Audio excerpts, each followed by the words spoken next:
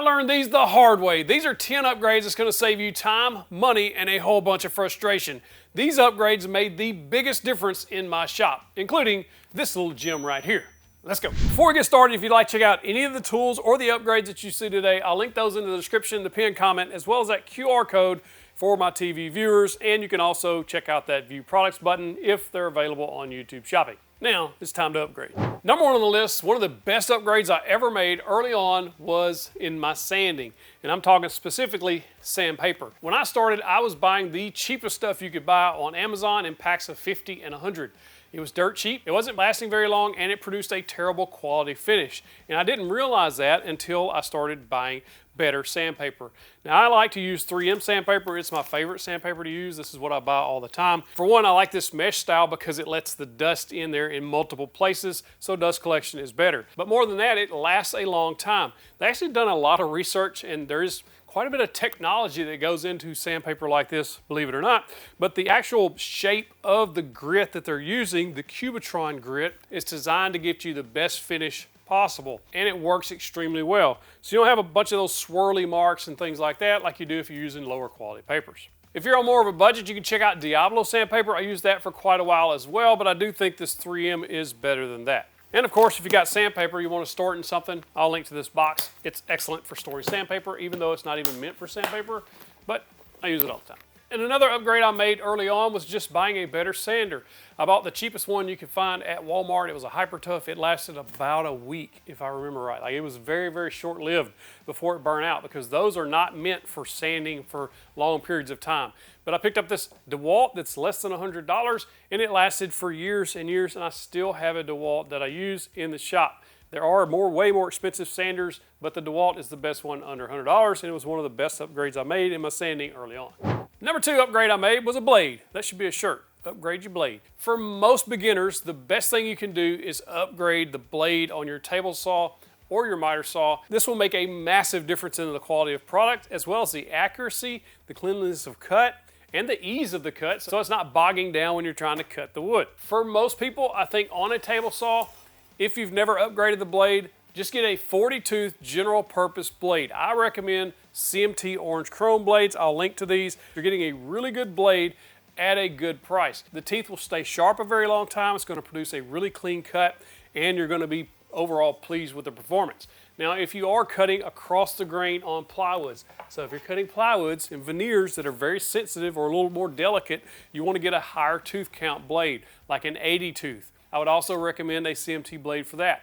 If you're just ripping down 2x4s and 2x8s and stuff like that, and you're not really doing a whole lot of cross cutting, then I would get a 24-tooth blade. But for most people, if you just get a 40-tooth combination blade, it'll do the best of both worlds. It'll do ripping, it'll do cross cutting, it'll do basically anything you need to do, especially if you're just starting out.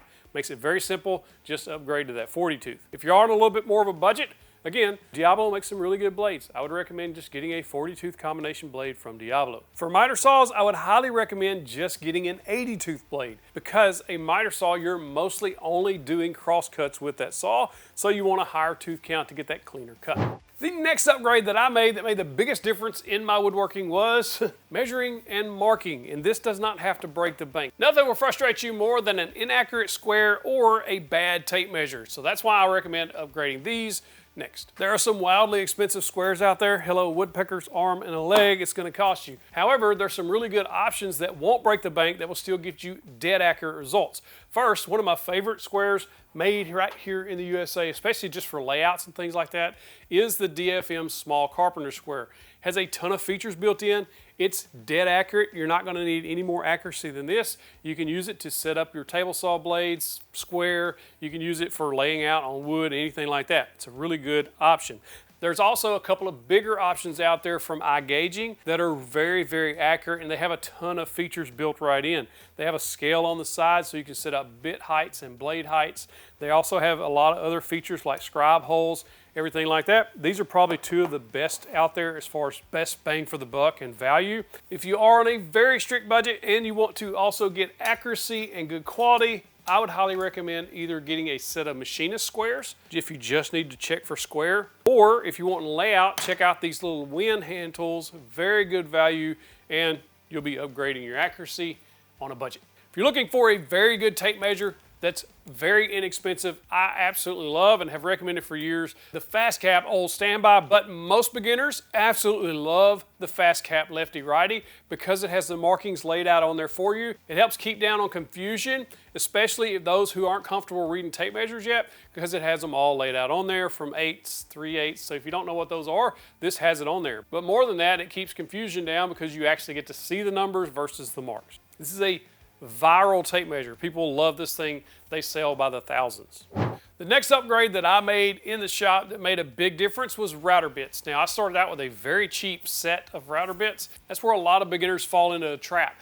You see this big set of router bits that you don't need. You're probably going to use 3 or 4 out of the entire set of 15 or 20 or 30. So the best thing to do is either buy individual bits as you need them, good quality ones, or pick up a nice set. I've always recommended this white side 4-piece set. It comes with a roundover bit, a chamfer bit, and 2 flush trim bits. These are 4 of the most common router bits that you're going to be using in the shop, especially for a beginner. And they're made by Whiteside, who makes these right here in the USA. It's a small family-owned business, and they are extremely good bits. They're going to stay sharp a long time, so you're not going to have all that burning and chipping and fraying and all that when you use these bits like you do with cheaper bits. Or if you want a few more options, there is a Bosch 6-piece set that I've recommended. It's also really nice, but I do think the Whiteside slightly edges these out as far as quality, sharpness, longevity, that sort of thing. Next upgrade that I made that makes a big difference is dust collection. And that doesn't matter if you have a shop vac or if you have a dust extractor or a full-blown dust collector. There's always tools that you can't adapt down to. Your hose don't fit the tool. And that's where this little gem comes into place. This is a Dust Right hose adapter kit. I like this because I can take and use this with my shop vac and adapt down to sanders, track saws, routers, that sort of thing, and I'll be able to collect that dust. Now, when I first started, I was just using a standard rigid shop vac to collect the dust, and over the years I've upgraded to various dust collection methods, including dust extractors and a dust collector. Now, if you're looking for a dust extractor, they're really good for smaller tools like routers, track saws, sanders, that sort of thing. I even use one on my miter saw. I've tested multiple dust extractors over the last couple of years, and my favorites are the Festool, the Milwaukee, and the Hercules if you're on a budget from Harbor Freight. This is a really good dust extractor, but I've really been surprised by that Milwaukee dust extractor lately because I can run it on cordless or I can run it corded. It is a very, very good dust extractor, and all 3 of these dust extractors that I mentioned, these 3 brands, are HEPA filtration. It's going to filter out that very fine dust. If you have no dust collection, at a minimum, please wear a dust mask. I've worn and recommended RZ masks for a long time. They're a really good option if you have 0 other ways of collecting that dust. You just don't want to breathe all of that dust in. The good thing about the RZ is you can swap out the filters as they get dirty inside the mask, and it's really easy to swap those out. One thing a lot of people don't think about with dust collection, especially when sanding, is it will actually give you a better finish. In other words, the sand that you're creating or the dust that you're creating when you're sanding gets stuck on top of your material, and you're just grinding it back in, and that's where you're going to start creating a bunch of those little swirlies if you've ever saw those when you stain the wood. So if you have a dust extractor or a shop vac that can pull the dust through the sander up off the surface, you're going to get a much cleaner finish when you're done. And you're keeping the dust from getting airborne because you're sucking it right off the surface as you sand it up. Don't forget about this hidden gem, but let's talk about table saw upgrades. That's one of the best things I've done is upgrade some of the things on my table saw. These are going to give you safer cuts, cleaner cuts, and an overall better experience when using the table saw. First thing I did was upgrade the throat plate. A throat plate is where the saw blade comes through. Most table saws come from the factory with a big wide opening there. There's 2 problems. First, chips and small bits of wood fall down in there and get all clogged up, and can even hang up your saw blade if enough of it gets down in there. Ask me how I know. Another thing is, if you have a 0 clearance, you're going to get cleaner cuts, especially on plywood because it gives a 0 clearance on the bottom. So when you're cutting, you're getting a much, much cleaner cut, and it doesn't cause a lot of that fraying. If you don't want to build your own or don't have the capabilities, a lot of times you can find these 0 clearance inserts on Etsy. They make them on CNCs and they fit perfect on your table saw. So you can just go to Etsy, type in your table saw model and then 0 clearance, and you should be able to find one for you. That's what I did for my Delta table saw, and they even done some customization and put my logo and stuff like that on there. That was pretty cool. If you have a saw stop or any modern table saw, a lot of times they make those OEM. In other words, they're manufacturing their own 0 clearance plates, and I would recommend getting those if you have that ability. The gripper. Table saw push block is probably one of the best ever made in my opinion. I've been using one for years. This is the new version. They just come out with this last year. Has a window right here that lets you know where the leg underneath it is. It doesn't matter if you're cutting thicker woods or thinner woods, it fits because of that drop down leg. Gives you a lot more stability. And if you're cutting thin strips, you can also do that safely with this push block. I've been a huge fan of this thing. I know a lot of people know about it already, but it is one of the best upgrades that I made to my table saw because it helped me cut safer. If you have a smaller table saw, one of the best upgrades you can make is the bow extender fence. It gives you in-feed and out-feed support on that table saw. This also helps you cut safer because of the feather boards that can attach to it and give that vertical pressure down. It helps prevent that kickback. It's one of the best upgrades that I've seen to table saws ever. It's a truly genius upgrade that a lot of people love, including myself. There's also the Jessom stock guides as an option for small table saws. It'll bolt right to your fence. Very easy to install. It also helps prevent kickback. It also has those rollers tilted, I think it's at 5 degrees, to help push the stock towards your fence so you get a really nice accurate cut. It's a really good option for table saws, especially the small ones. Or large ones, you can put on there too. One of the best table saw upgrades that you can make on a budget, less than $100, significantly less than $100, is the miter gauge. The one that comes with almost every table saw is absolute hot garbage. I hate those things, and I think it's just a disservice to even include them in the box for the most part. They could do better. Now, there's two options here. If you need a fence with one, this is the one I've been recommending for a while. This is the Vevor miter gauge. It's absolutely dead accurate, and it has a nice micro adjusting stop block so you can dial in the perfect cut. This version has a fence that will extend out, so it gives you a little bit extra capacity there as far as support on the left side if you have a bigger table saw. If you have a small job site saw, I would just get the one without that little fence because you don't really need that anyway, and it's going to do you a really good job. 0 to 70 degrees miter cuts, dead accurate, has some nice positive stops. Overall, one of the best ones on the market as far as I'm concerned. There's also a new one out from Win that looks kind of very similar to the Incra that I used to recommend a lot, but this Win is so similar. It's a little bit bigger, so you get a little bit more footprint there, a little more support on your cuts. It's also extremely nice if you don't need that fence or if you just want to attach your own sacrificial fence to it. Either one of these are an excellent upgrade for less than $100.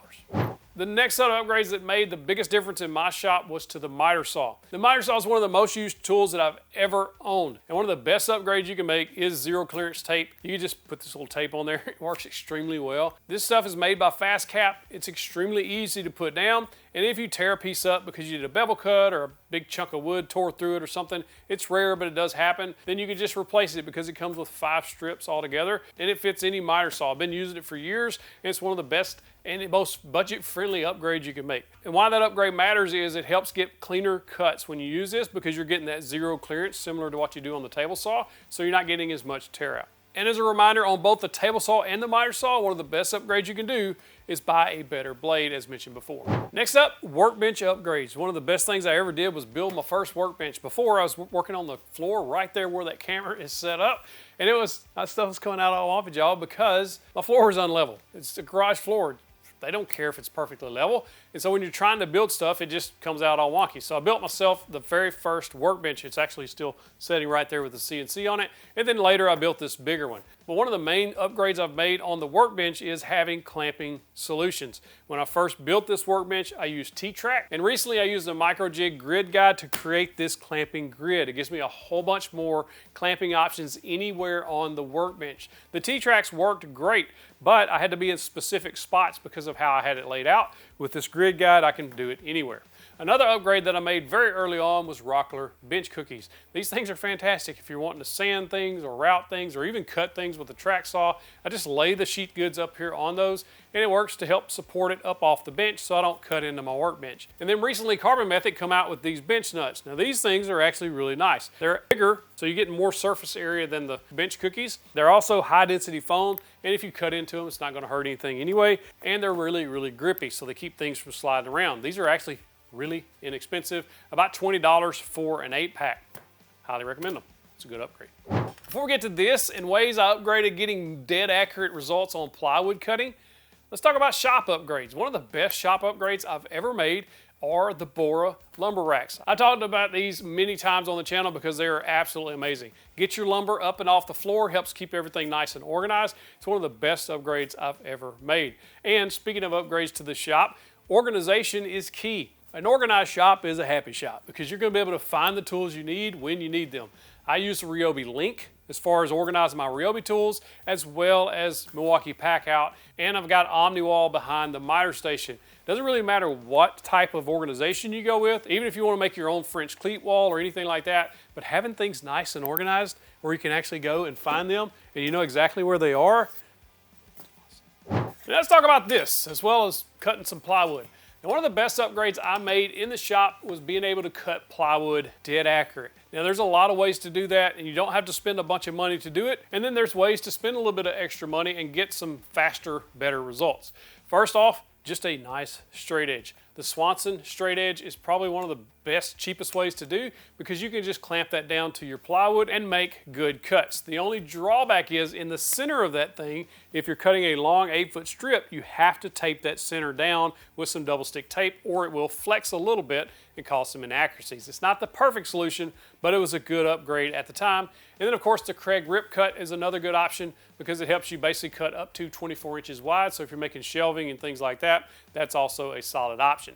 One of the best upgrades that I ever made to the shop, and it's one of the tools that I've never regretted buying, that is a track saw. I highly recommend the Milwaukee M18 track saw. I think it's one of the best for most people. If you just want a corded track saw and don't have to worry about any batteries or getting into a new battery platform, check out the Makita track saw. So where does this come in? Well, this is a TSO guide rail square. This attaches to most any guide rail. They have them available for Craig, Milwaukee, Makita, Festool, and tons of others, including Rigid, who has a proprietary track, so does Craig. They have models to fit all of them. What this does is turn your track saw into a giant square. In other words, you can just break down sheet goods extremely fast. I've been able to break down a full 4-foot by 8-foot sheet of plywood doing multiple cross cuts with this in less than 90 seconds. I just laid out where I wanted my marks, and just cut. It's just a genius little tool that just upgrades your track saw, helps you cut faster. And I recently showed off these little gems. They're brand new Parallel Guide Gen 2. These things are absolutely amazing. These were detailed in a video a few weeks ago, but ultimately what this does, if you're cutting the same part over and over and over, the same size part, you can set these guide rails up and they attach to any track saw again very easily. And you can make repeatable cuts. I cut 3 pieces of plywood 10 inches wide and they were all 3 dead accurate to each other. So if you're building shelving or cabinets or something like that, these would be invaluable. If any of these tips and upgrades helped you save time, money, or even lumber, hit that thumbs up button and let me know you liked it. In the meantime, click that box right there to go watch tools I wish I bought in order. Clicking that box, get you the big old virtual fist bump. Seriously, that'll save you some regret as well.